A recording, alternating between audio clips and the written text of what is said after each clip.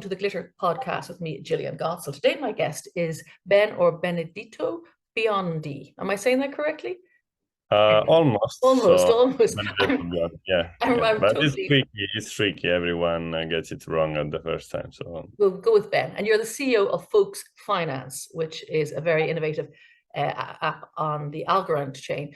So, first of all, tell me a bit about your background. You're Italian. That's why I got your name wrong. Apologies. It's a very pretty name. I like it. Tell me about your involved with blockchain, Italia. Tell me about your yeah, back sure, career. sure. Yeah, so I am the CEO of Fox Finance, which is a capital markets protocol for borrowing and lending. I am an engineer. I work at Blockchain Italia, which is a software house in Milan. And Blockchain Italia was one of the first global partner of Algorand.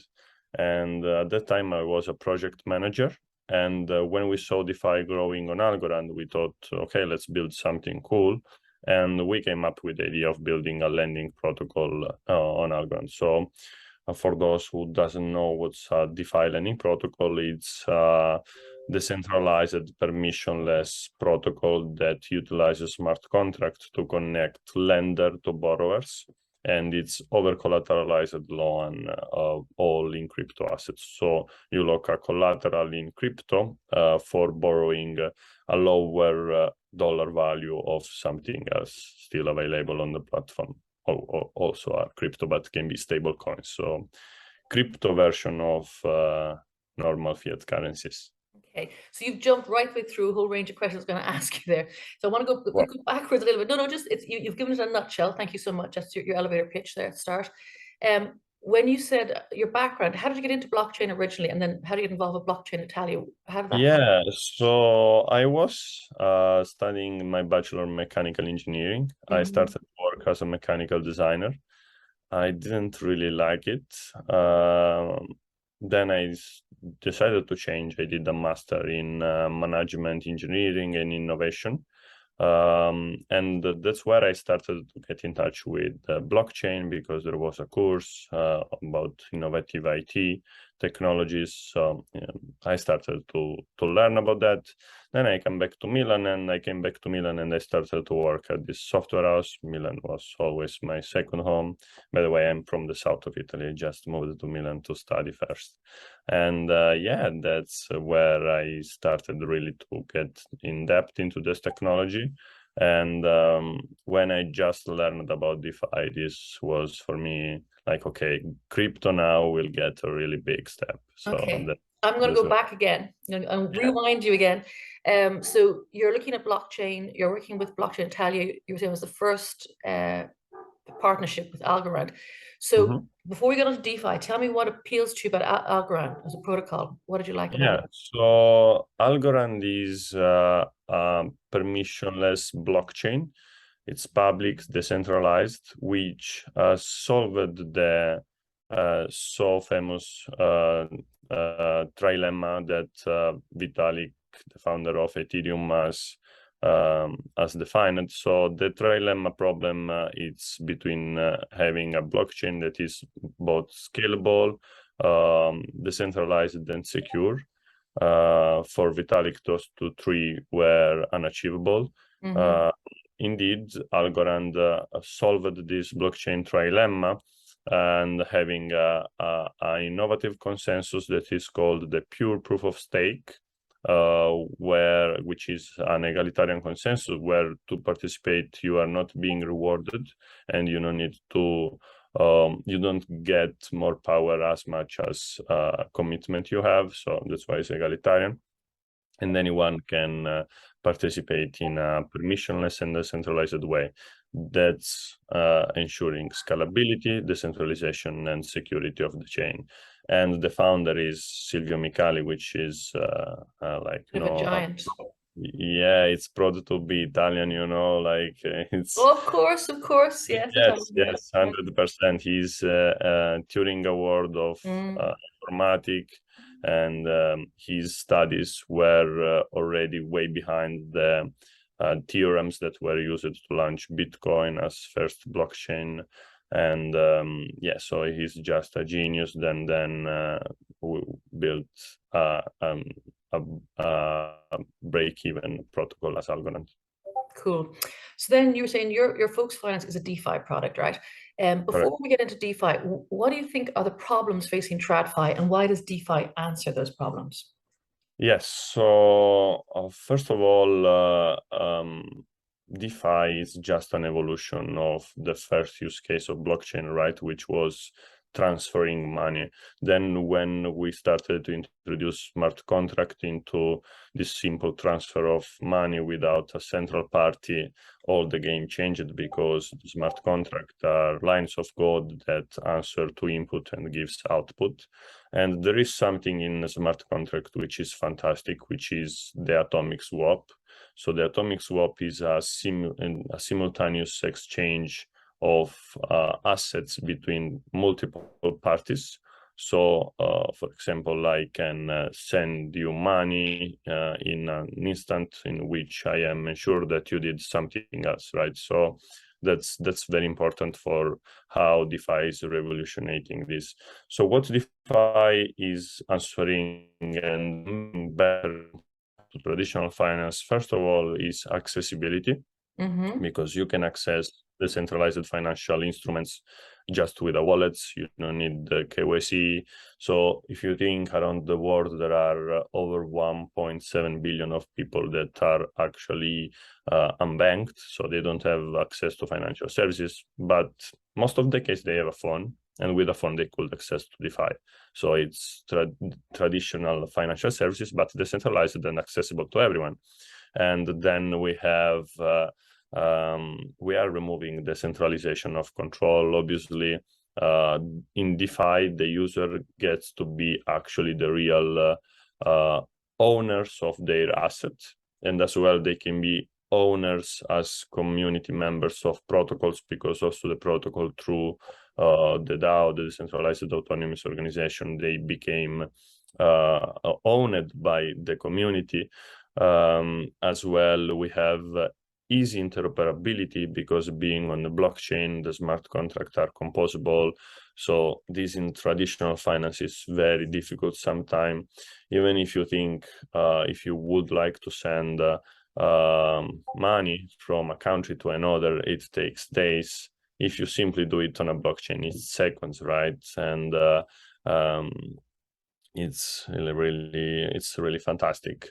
And then also it's efficiency. We just did an example now with the traditional finance. Everything gets delayed, it's slow.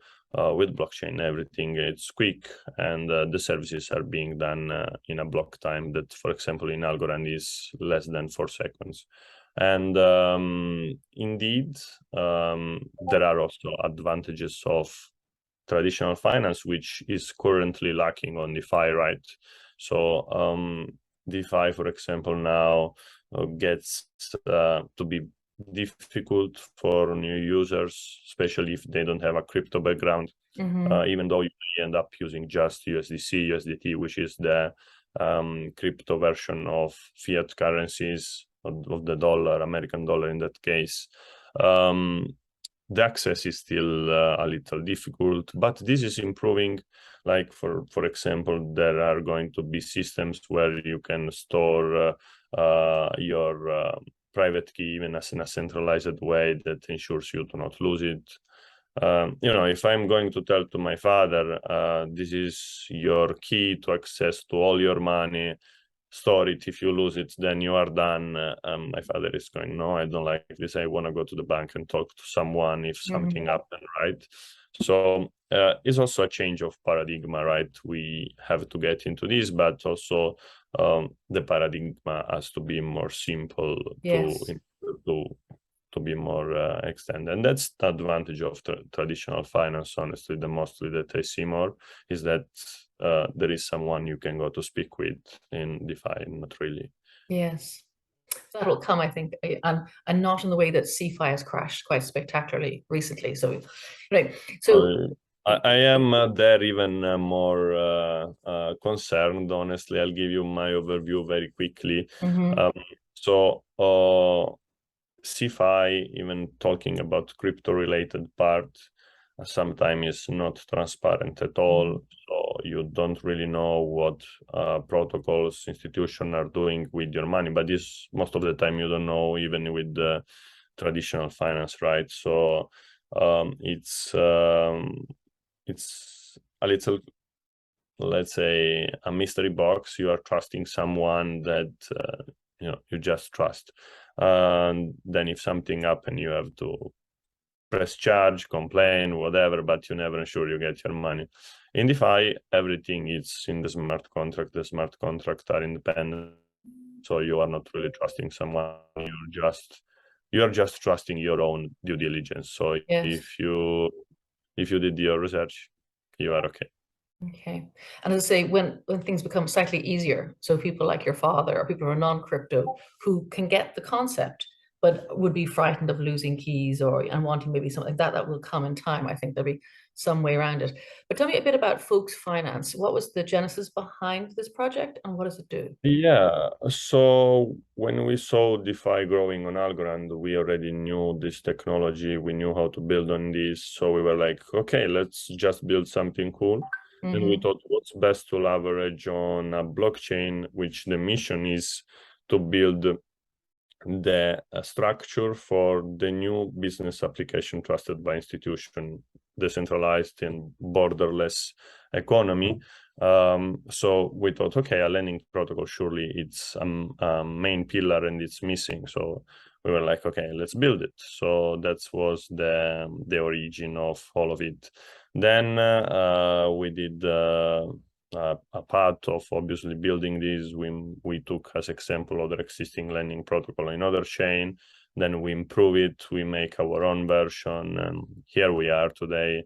We are live on the market. We are one of the most important projects on Algorand. We are keep growing, and Algorand is keeping growing with us. So we are in a good path now. How many users do you have? Well, it depends on the peak. For example, now there is the commitment to the new Algorand governance, and this last time was 2,500 in just 2 weeks. We are looking to increase it. Plus, we have the lending market, which is different. We don't really do good estimates, like accurate, but overall in a month we can have 15,000 accesses. It's impressive. So tell me a bit about the idea of liquid governance. You've mentioned governance a few times. Yeah, so the Algorand Foundation has launched the Algorand Governance, which is a decentralized governance through which you can get to vote on the Algorand Foundation proposal for the protocol, for the Algorand protocol. And this requires you to commit your algo and lock it for 3 months. Basically, you have to keep your minimum balance and vote on the proposal. Obviously, you are not being able to use your algo in the ecosystem during these 3 months. So we were like, okay, let's solve this problem. We built a liquid governance, which is a way that you can participate to the governance, but still keeping your liquidity. And how you do that, when you commit your algo through Folks Finance, you are receiving one-to-one G-algo. And G-algo is freely to be used in the ecosystem. You can buy NFTs, you can use it as a collateral to take a loan, you can swap it and sell it. Moreover, there are more incentives on the DeFi adoption of governance in Algorand. The foundation addressed 7 million algo incentives, so the APR is higher. And as well, with us, you are always eligible for rewards. You can't lose your commitment as you could do with the foundation governance. And lastly, we also allow the early claim of the rewards. So you don't need to wait 3 months as you need to do with the foundation governance. You can early claim right after in G-algo. And yeah, I think I mentioned so that's like having your cake and eating it, if you know that expression. It's like the English expression, having your cake and eating it. Okay, So yeah, I did. It's the first time I heard it, but I get the point. Yeah. So tell me about the future of AI in your protocol. So AI and blockchain is something that is beginning right now. So for example, I know there are systems that use AI to predict potential attack or malicious aspects in transactions, so they can tell this is something going on wrong, or this user is coming from a previous malicious attack, so you want to block it. It's right now we don't have any integration of AI, but I know it's evolving in blockchain. It's just at the very beginning, but obviously we will be happy to integrate as soon as there is something useful for our users. What about your roadmap? Where are you? You're live now. What are your upcoming milestones? Yes, so we are just about to go towards the launch of our version 2. So our mission is to have the most flexible and efficient decentralized law and on-chain, and we are targeting this. We already have a great protocol based on this pillar, but we are even going to be better, and this is happening. I guess in a month and a half. It depends how the audits goes. Then there is the launch of the governance token together with the decentralized governance of the protocol. Yeah, so that's our happening. next. Is that before the end of the year? Hopefully the version 2 launch, yes, 100%. The token launch, it depends from other things, so let's see. I won't give dates that I might not meet. I'm always very careful with my words. Okay. Finally, then, last question for you. We've spoken for mass adoption. What's going to drive mass adoption, in your opinion? Yeah, for sure. We spoke about it a bit before. So it's having a simpler access to decentralized finance, but also, as I see it today, decentralized finance is mostly a game of incentives and traders. So it's really a tool for crypto traders in most of the time. So what we need is to have the integration of real-world tokenized assets. This is very important in my opinion, because at some point you will be able to use to tokenize your house, and you will be able to use it as a collateral for a decentralized loan, right? And this is really helpful to the masses. The masses doesn't understand most of the time trading. They doesn't understand most of the time even crypto, right? I see the mass adoption when the technology that is behind is not seen as something that you don't understand. You just need to understand, right? So you will use a tool and you don't know how it's working on the background, but it's working. That's what you need to do. Yeah. Well, like the other corollary would be something like using the internet. Nobody wants the same. Yes, they Google, they go onto websites. Okay, excellent. So thank you. If people want to find you, Ben, where's the best place? And tell me the addresses for your project. Okay, so you can find us. Our website is folks.finance, and we have all the social media and the communities displayed there. You can follow our Discord, our Telegram, Twitter. We are very active. LinkedIn too. Our communities are always having ambassador or moderator, so you can always ask any of our team. We are always available to help, support. Then we have also an official documentation, which is at, if I'm not wrong, docs.folks.finance, where you can learn anything. There are video tutorials. And for the updates, you can subscribe to our newsletter. I mean, we offer a multiple way to being updated. You're very active. Well done. Thank you so much for your time today. So it's Folks.finance. Yeah, thank you so much. It's been a pleasure. Thank you.